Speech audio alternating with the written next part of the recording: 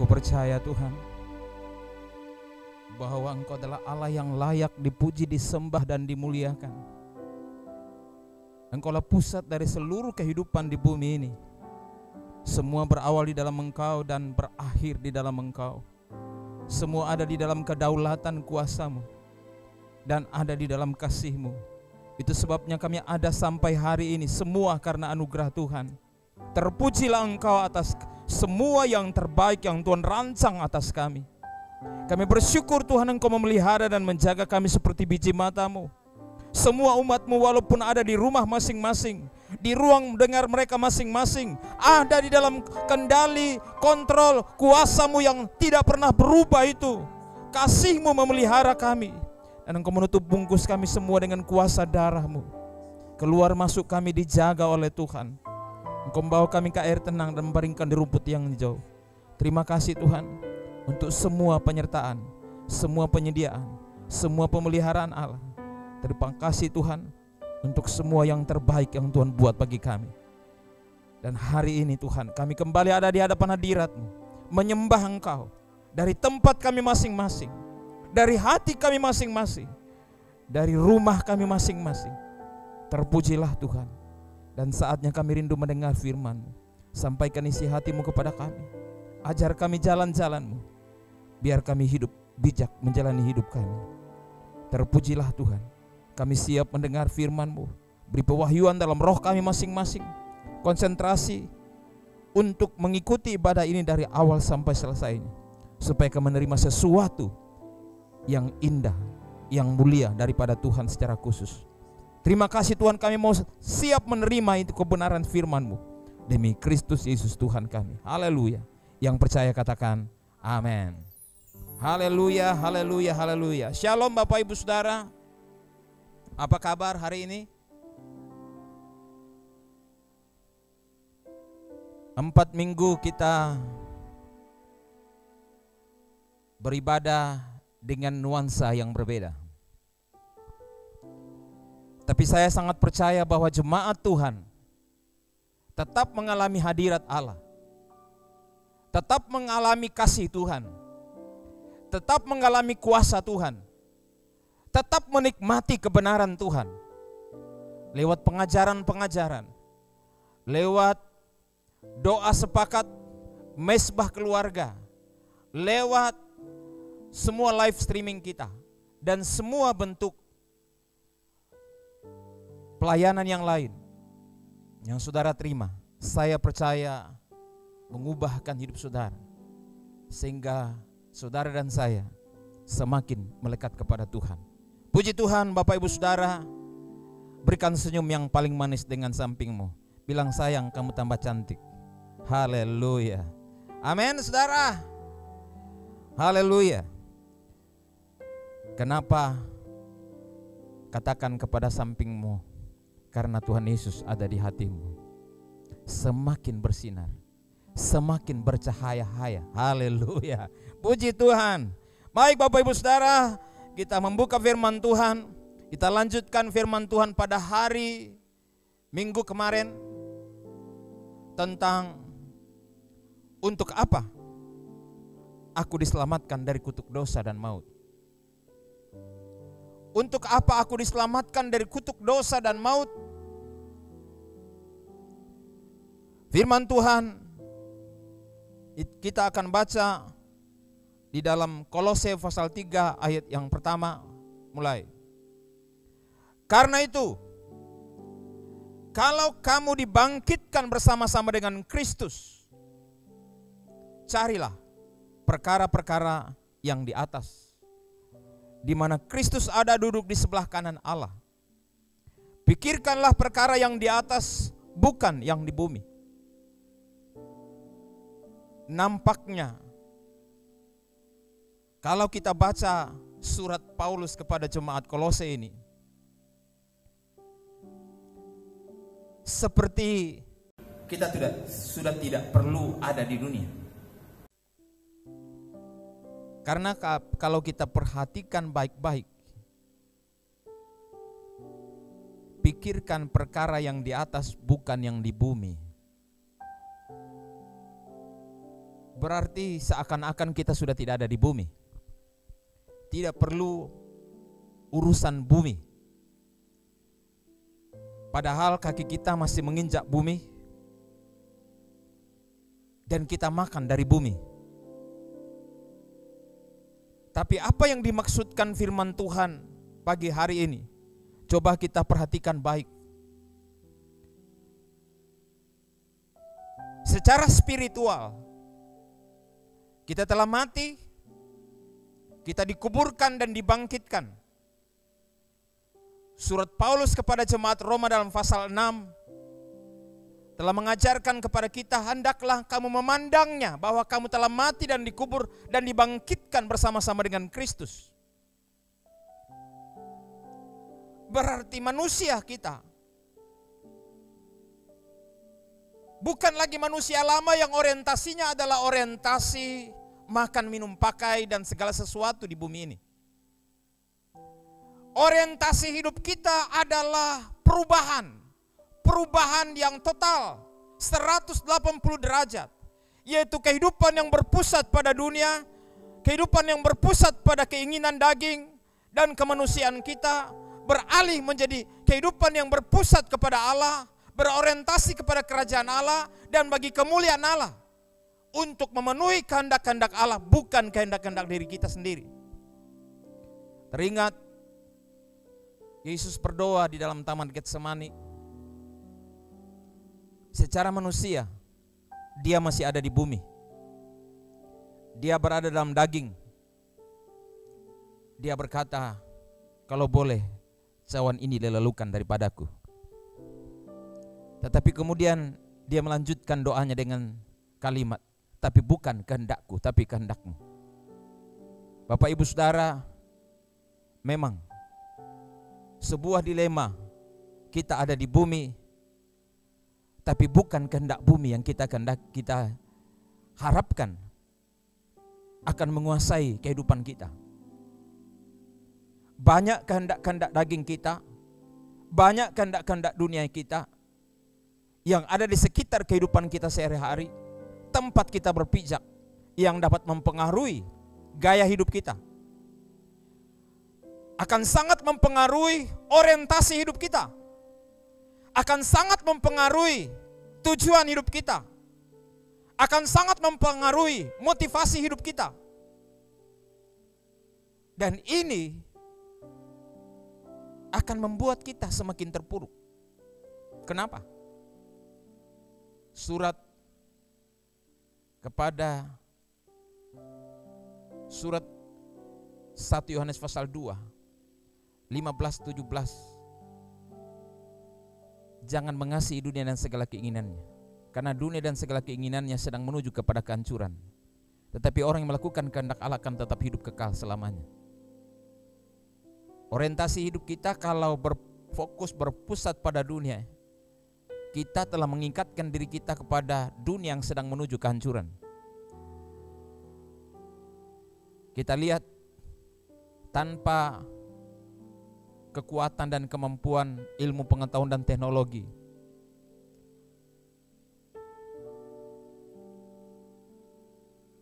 kekuatan virus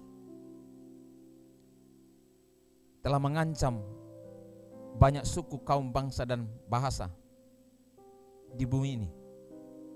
Tidak peduli negara superpower, tidak peduli kaya miskin, berpengetahuan atau tidak berpengetahuan, teknologi canggih atau biasa-biasa saja,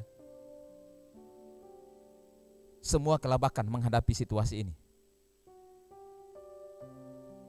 Tapi percayalah, Tuhan sedang menunjukkan kepada dunia bahwa virus sekecil itu mampu memporak-porandakan semua bentuk kehidupan yang dibangga-banggakan manusia.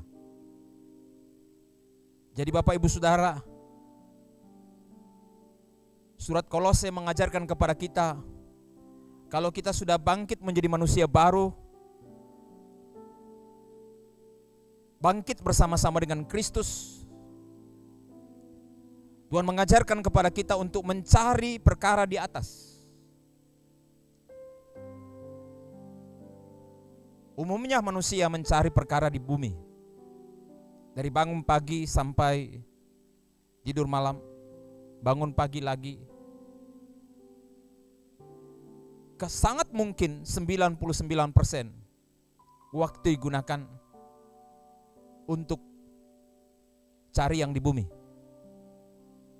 Sisa-sisa waktu kita baru berikan kepada Tuhan, doa, baca firman, ibadah, melayani, mengasihi dan sebagainya. Kalau ada waktu. Kebanyakan selalu berpikir kalau ada waktu. Kalau ada waktu melayani, melayani. Kalau ada waktu beribadah, beribadah. Ada waktu doa, doa. Ada waktu puasa, puasa. Ada waktu penyembahan, penyembahan. Ada waktu cari Tuhan, cari Tuhan. Hanya sisa-sisa waktu kita yang kita persembahkan kepada Tuhan. Tapi itu manusia duniawi. Manusia ilahi, manusia yang diciptakan baru di dalam Kristus, manusia yang telah mati, dikuburkan dan bangkit bersama-sama dengan Kristus menjadi manusia baru. Beda. Beda 180 derajat. Jika kita, kalau kita dibangkitkan bersama dengan Kristus, cari perkara di atas. Kita diminta untuk membuat keputusan. Kita diminta untuk melangkah.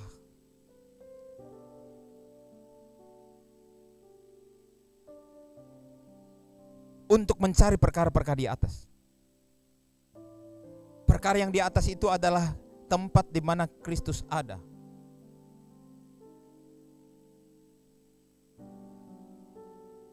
Satu saat, dua orang murid masuk ke bait Allah. Dan seorang peminta-minta datang kepada mereka dan berkata, berikan aku sedekah. Tapi Petrus berkata apa? Emas dan perak tidak ada padaku. Tapi demi nama Yesus Kristus, jadilah sembuh. Seringkali kita menjadi orang Kristen ada di bait Allah, berharap sesuatu kepada Tuhan, berkat Tuhan, receh-receh dari Tuhan. Kekristenan bait Allah mengharapkan belas kasihan Tuhan. Apakah salah? Tidak salah. Tapi yang keliru, kasihan adalah sikap kita terhadap diri kita sendiri. Kita memperlakukan diri kita sebagai orang kere, peminta-minta, padahal kita adalah anak. Kita hanya minta receh-receh, makan, minum, pakai dan segala sesuatu yang kita pikir itu memberi arti kepada hidup kita.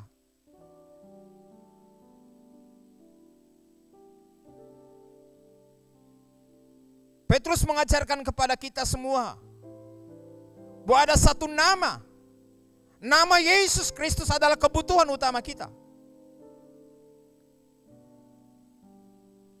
Yesus sendiri berkata, akulah roti yang turun dari sorga dalam Yohanes pasal 6. Dialah kebutuhan utama manusia. Tapi banyak orang tidak mengerti.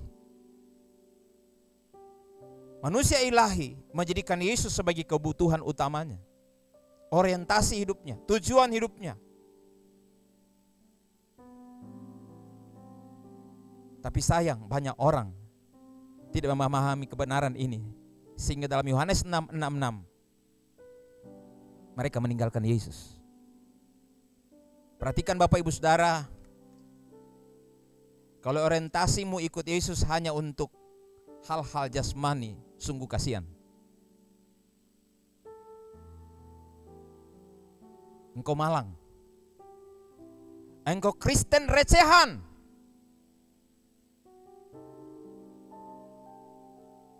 Datanglah kepada Yesus dan nikmati penyediaan Allah. Bukan sekedar hal yang receh. Karena kalau engkau pusatkan hidupmu pada hal-hal yang receh-recehan, apa yang terjadi saudara? Satu saat ketika engkau tidak dapatkan apa yang engkau harapkan, tidak ada mujizat, tidak ada berkat, yang ada adalah aniaya, kekurangan, kemiskinan, masalah dan sebagainya, engkau tinggalkan Yesus. Tapi jika engkau telah dibangkitkan bersama-sama dengan Kristus, carilah, fokuskan dirimu pada perkara-perkara yang mulia. Pikirkan perkara-perkara yang di atas, bukan yang di bumi. Dalam ayat 3 dikatakan, sebab kamu telah mati dan hidupmu tersembunyi bersama-sama dengan Kristus di dalam Allah. Luar biasa. Kita sudah tersembunyi di dalam Allah. Adakah alasan untuk kita khawatir dan takut atas pemeliharaan Allah?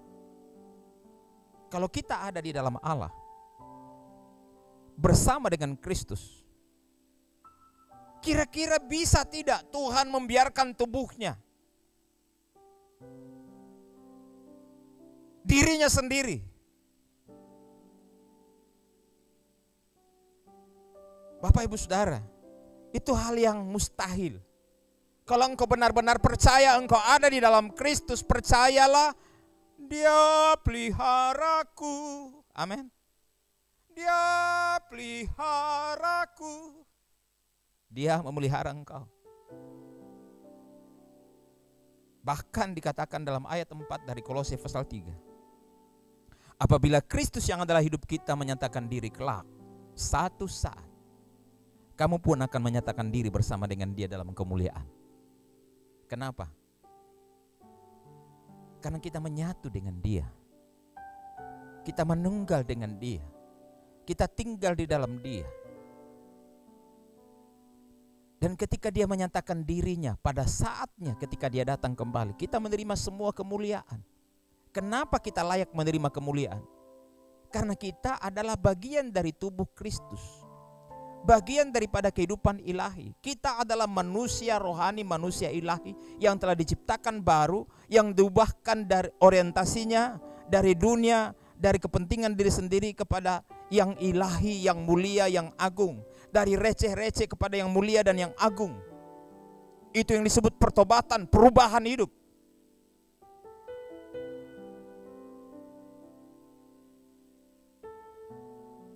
Semakin kita melekat kepada Dia, akan semakin jelas hubungan kita dengan Dia. Dan akan kita alami, kita akan nikmati betapa dahsyatnya Tuhan memelihara dan menjaga kita. Seperti yang dikatakan Galatia pasal 3, 26. Sebab kamu semua adalah anak-anak Allah. Kenapa kita dimuliakan? Kita adalah anak Allah. Bapak Ibu Saudara, saat-saat ini kepala rumah tangga banyak yang galau karena penghasilan berkurang, atau karena tidak bisa bekerja dengan maksimal. Bisa saja setengah gaji. Kepala keluarga mulai berpikir, apa yang harus saya lakukan? Itu urusan kepala keluarga dan ibu rumah tangga. Anak-anak yang belum bisa bekerja atau berusaha, dia hanya tahu, saya makan, saya minum. Dia percaya ayahnya mampu. Seluruh kehidupannya ada di dalam tanggung jawab orang tuanya. Kalau engkau adalah anak-anak Allah, percaya bahwa engkau adalah anak-anak Allah, engkau pasti dipeliharanya, karena Dia pasti bertanggung jawab atas segala kehidupanmu. Kita sudah mengenakan Kristus dalam hidup kita. Kristus adalah pakaian kita. Itulah manusia ilahi, manusia rohani, dalam Galatia pasal 3. Jadi Bapak Ibu Saudara yang dikasihi Tuhan, Mari kita perlakukan diri kita, menilai diri kita, melihat diri kita setiap saat bahwa kita adalah anak. Kalau kita adalah anak, seperti halnya Yesus, orientasinya adalah Bapa di sorga.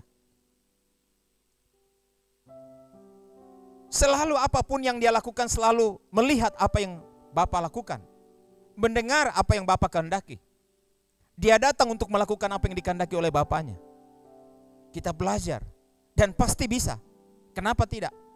Karena kita ada di dalam Yesus dan Rohnya ada di dalam diri kita, pasti memampukan kita. Keputusan sebenarnya ada pada diri kita.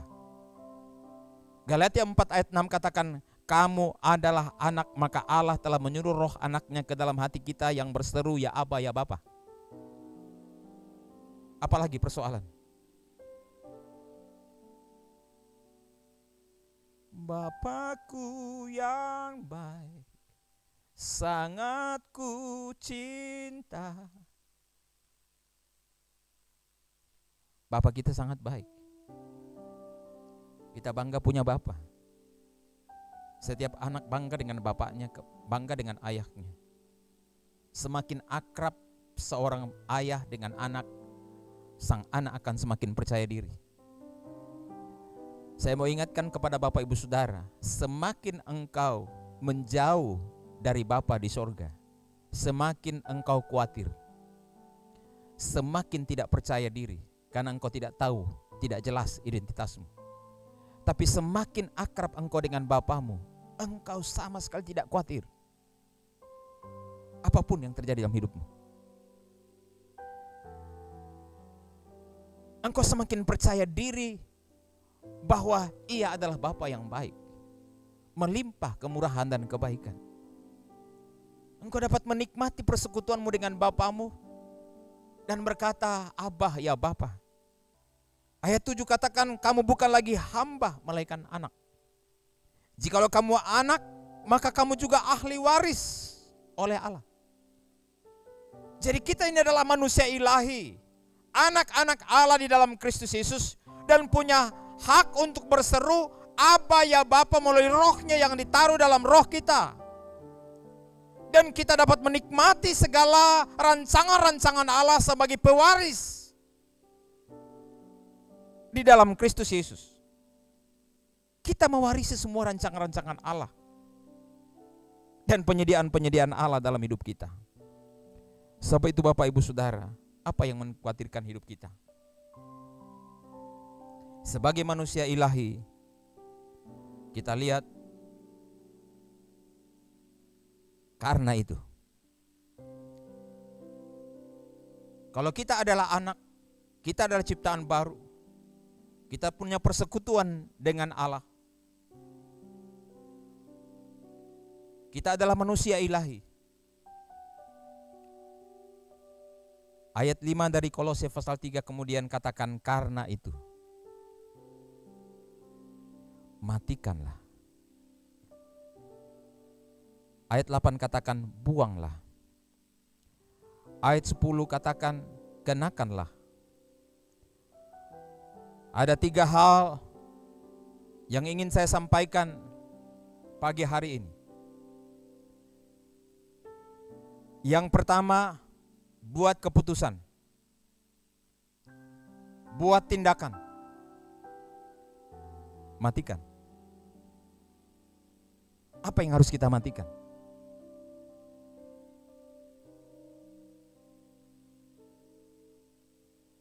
Satu saat saya menemukan seekor ular di belakang rumah.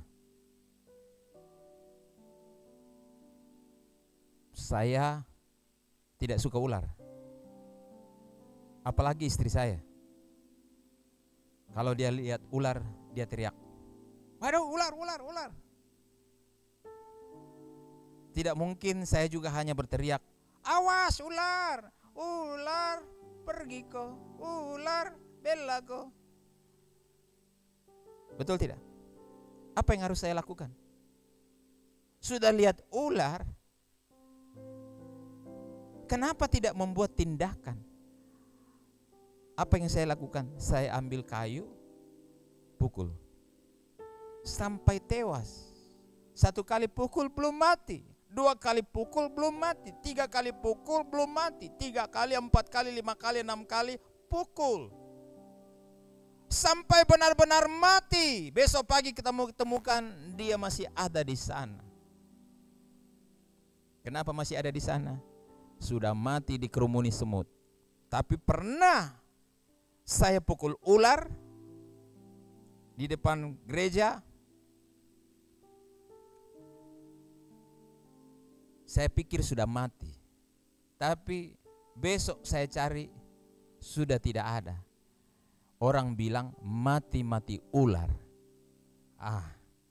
Jadi saudara, pastikan benar-benar mati. Setiap hari camboi, amin. Sare, amin. Halo jemaah. Bilang sampingmu, matikah? Sare, amin. Ada haleluya. Matikan dalam dirimu segala sesuatu yang duniawi. Nah kokok kosinampe, amin. Haleluya. Tahu bahasa Gerikanya itu si kokok? Nah kokok itu artinya nagigi ko, amin. Ini memang kasarannya. Kalau bahasa Gerikanya yang asli itu dia bilang nakeke ko. Nah Bapak Ibu Saudara, matikanlah supaya kau tidak digigitnya. Apa itu? Segala yang duniawi. Siapa bilang ular tidak ada? Di mana-mana ada ular. Ular besar, ular kecil. Berbahaya, tidak berbahaya, yang penting ular. Tapi ada juga yang senang piara ular. Ya itu urusan masing-masing. Tapi yang saya mau beritahu, apa itu yang perlu dimatikan, yang harus dimatikan berkali-kali dan terus. Jangan cuma di gereja waktu ikut SPK, KKR, oh Tuhan ampun, bertobat manake Tuhan bertobat. Motere ada intip-intis. Ada yang bilang itu namanya pertobatan ibu melahirkan. Katanya waktu dia melahirkan, tobat tema. Tahun depan ada sing anaknya. Itu namanya tobat orang melahirkan. Tapi saya percaya saudara tidak demikian. Ada amin. Ada haleluya. Matikan. Amin. Bahasa Gerika bilang PPI. Amin. Bahasa Taugi ero. PPI. Terus kau PP. Kalau muncul PP, amin. Apa yang perlu di PP? Apa yang perlu dipukul, dimatikan? Apa itu? Memang selalu ada. Siapa bilang tidak ada? Itu namanya percabulan. Ada. Cabul itu ada. Apalagi kenajisan ada. Di mana ada. Hawa nafsu ada. Nafsu jahat ada. Keserakahan ada. Itu sama dengan penyembahan berhala. Jadi semua itu adalah hal-hal duniawi yang kita tidak boleh ikut-ikuti terus. Kalau diikuti sekali, lama-lama enak pode. Tena aja tahu sini kak. Mana sekali-sekali kan tidak apa-apa gitu. Tidak aja di istriku, tidak ada suamiku, tidak apa-apa. Ini ngipasi hawa nafsu. Ini masa stay at home. Orang semua beli apa itu? Android, beli pulsa, beli apa itu? Supaya nonton. Wah, pokoknya dari anak-anak sampai opa-opa nonton. Di situ mulailah di kipas-kipas itu cabulan. Mulai kipas-kipas kenajisan, kipas hawa nafsu, kipas nafsu jahat, kipas keserakahan. Mau tau nggak kayak begini? Mau kak yang kayak begini? Mau tau nggak pernah kayak begini? Apa artinya saya hidup di dunia kalau tidak nikmati tong kamayan nih? Haleluya. Tidak haleluya, saudara. Jadi firman Tuhan katakan matikan. Ya, off. Ada amin? Off dalam pikiranmu. Jadi ingin dia on. Kadang-kadang on, kadang-kadang off. Apakah masih banyak on-nya atau banyak off-nya? Tanya sampingmu, kamu lebih banyak on atau off? Sekali-sekali on dong, amin. Tidak Ji? Alhamdulillah. Ya, kadang-kadang tergoda tong. Mau ku on kan kayak ini, dosa ini kalau di on ini. Kalau di on kan tidak enak perasaan. Roh Kudus bicara mereka, tiako. Tapi enggak apa-apa itu sekali-sekali. Kasih on tiba-tiba on 1 detik. Kayaknya enak ya. Tambah 1 menit. Tambah dosa bertambah. Itu ular yang baru 1 kali dipepek, 1 kali dipukul, 1 kali dimatikan, dikasih tinggal. Padahal sebenarnya harus dimatikan terus-menerus. Jadi manusia ilahi itu diminta untuk matikan. Amin. Ada haleluya. Matikan. Beri itu sampingmu. Ku matikan memang nih kamar-kamar nih. Amin. Halo. Lalu saya tidak akan panjang. Ayat 8. Apa yang kita lakukan selanjutnya? Buang. Jadi kalau habis dimatikan, ada haleluya, supaya tidak terintimidasi kok. Kemarin waktu saya bunuh ular, ada seorang bapak. Sudah bapak, ini ular masih ada di situ, sudah dikerumuni semut, sudah mati, tapi dia lompat-lompat. Ada ular. Sudah mati. Ini namanya terintimidasi. Jadi apa yang harus kita lakukan? Buang. Amin. Beri sampingmu, buang jauh-jauh. Ya. Ada lagu sekolah minggu bilang apa? Nyanyinya, Yesus angkat dosaku dan buang ke laut. Buang ke laut. Buang. Amin. Jadi buanglah. Apa yang dibuang?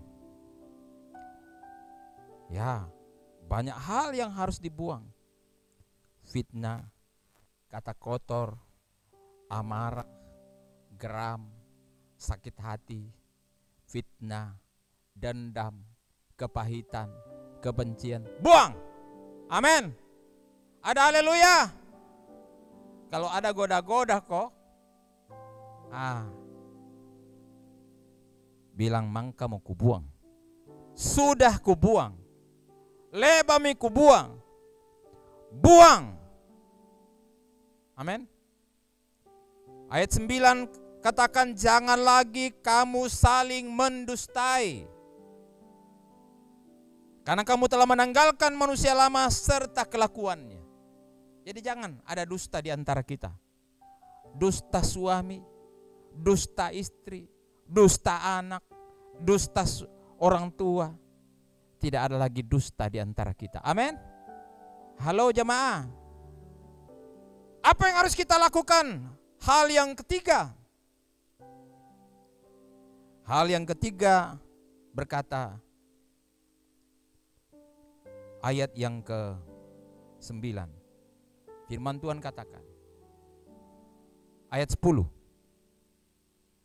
dan telah mengenakan manusia baru. Ada haleluya?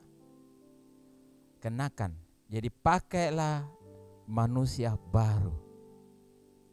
Pakailah jubah baru. Ingat peristiwa ketika anak hilang? Dia pulang ke rumah bapaknya.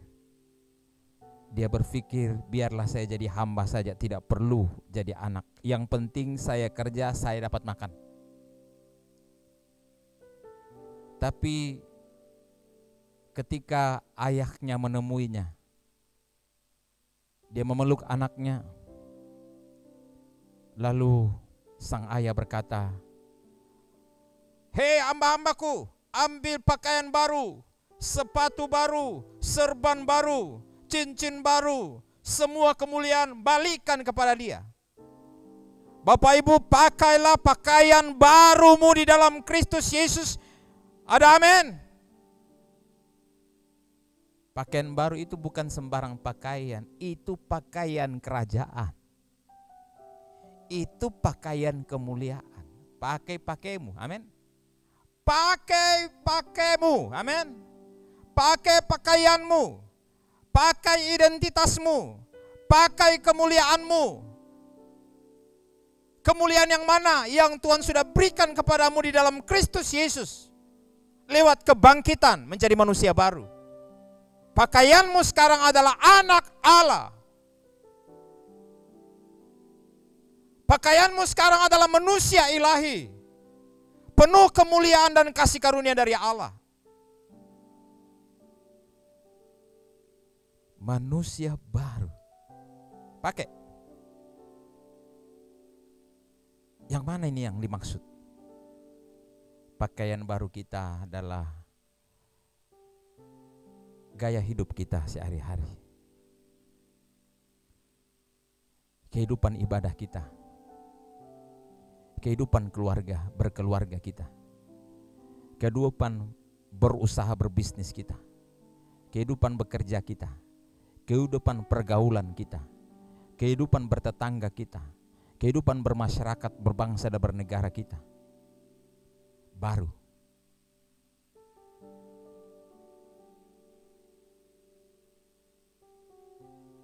Tunjukkan identitasmu sebagai manusia baru di tengah-tengah dunia ini. Dan perhatikan baik, yang luar biasa adalah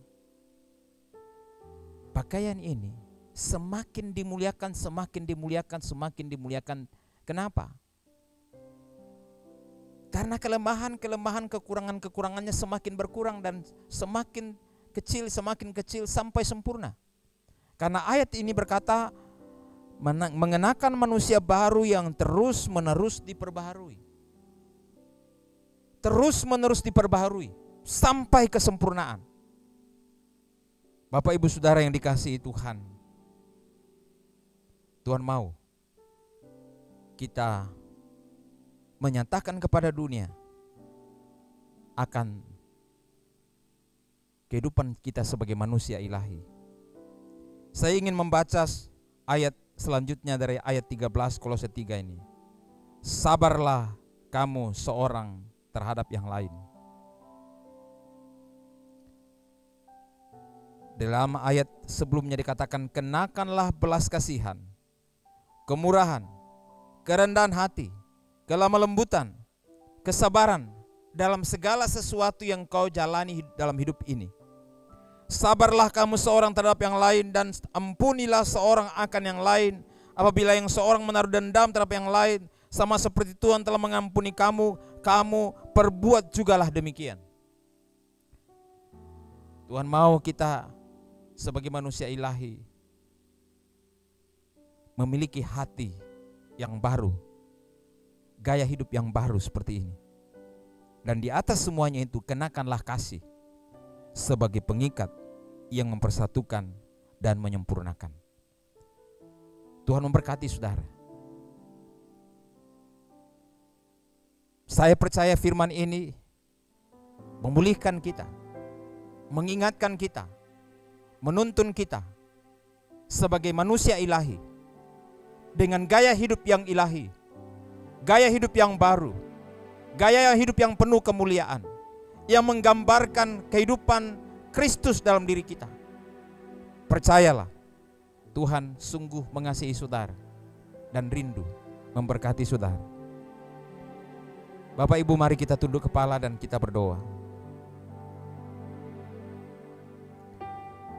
Maha besar Bapa yang di sorga, kami bersyukur karena Engkau telah menebus kami menjadi milik kepunyaan-Mu. Bukan untuk berorientasi kepada dunia ini, bukan untuk membangun hidup kami bagi dunia ini, bukan mengikat hidup kami dengan dunia ini yang sedang menuju kepada kehancuran, tapi supaya kami menjadi orang-orang yang orientasi hidup kami adalah bagi kemuliaan Tuhan. Menjadikan hidup kami menjadi hidup yang penuh kemuliaan, memakai pakaian kemuliaan kami untuk menjadi berkat bagi banyak orang. Sebagai manusia ilahi, kami telah tersembunyi di dalam Kristus, dan kami akan dimuliakan bersama Kristus. Kami telah dibaptis dalam Kristus, dan kami menjadi anak-anak Allah yang dapat berseru, "Ya Aba, ya Bapa." Kami mau melekat kepadamu. Kami mau menikmati identitas kami sebagai anak-anak Allah, dan menikmati warisan kami di dalam Kristus Yesus. Kami percaya itu Bapa. Bimbing kami semua Tuhan, untuk mematikan dalam diri kami segala sesuatu yang duniawi. Terus menerus tidak memberi kesempatan kepada hal duniawi untuk menguasai hati dan pikiran kami. Percabulan kenajisan nafsu, nafsu jahat dan keserakahan menuntun hati kami untuk terus berjalan bersama Engkau, dan membuang semua hal yang jahat, semua bentuk kedagingan, orientasi hidup yang berpusat pada kesenangan, keegoisan, kepentingan diri kami sendiri. Bimbing kami setiap hari, setiap saat untuk mengenakan manusia baru yang terus menerus dibaharui sampai kepada hidup yang kekal. Kami percaya Engkau tidak ciptakan kami menjadi orang gagal dan kalah, tapi kami diciptakan untuk menjadi pemenang, karena Engkau telah jadi pemenang atas kami. Engkau menang di dalam kami, Engkau menang, dan kami pun pasti menang.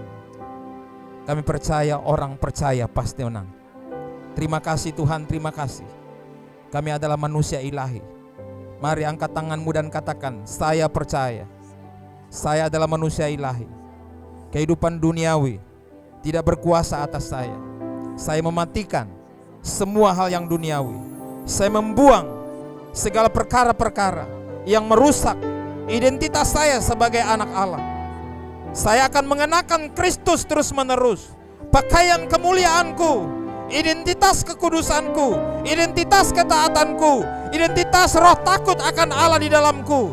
Aku percaya itu adalah pakaian hidupku sehari-hari. Aku mengasihi